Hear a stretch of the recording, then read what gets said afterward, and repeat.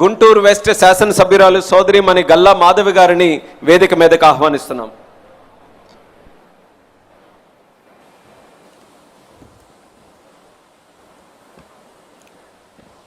Telugu Desam party కుటుంబ సభ్యులకు నమస్కారం.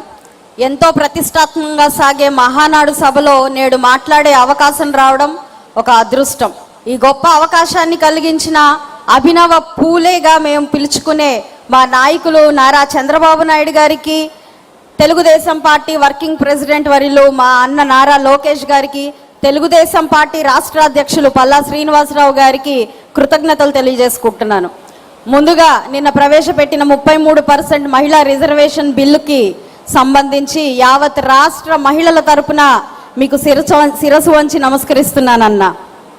మరి పట్టడన్నం పెట్టడమే పరిపాలన అయితే, మెరుగైన వైద్యం ఇవ్వడమే పరిపాలన అయితే, బడుగు బలహీన వర్గాల ఆసరాగా భరోసాగా నిలవడమే అధినాయకత్వం అయితే, ఆ నాయకత్వానికి నిలువెత్తు నిదర్శనం తెలుగుదేశం పార్టీ నాయకత్వం.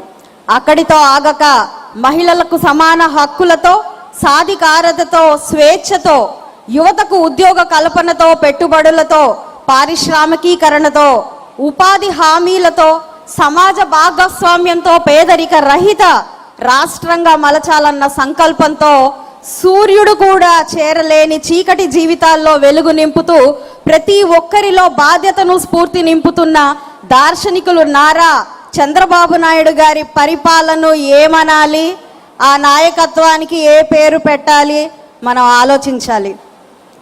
అయితే నారా చంద్రబాబు నాయుడు గారి పరిపాలనలో అంతా సంతోషాలే, అభివృద్ధే, సంక్షేమమే. హ్యాపీ హెల్దీ వెల్దీ రాష్ట్రంగా మన ఆంధ్ర రాష్ట్రాన్ని తీర్చిదిద్దడమే ఈ సమాజం అనే దేవాలయంలో కొలువైన దేవుళ్ళు ప్రజలకు ఆయన చేయాలనుకుంటున్న సేవ.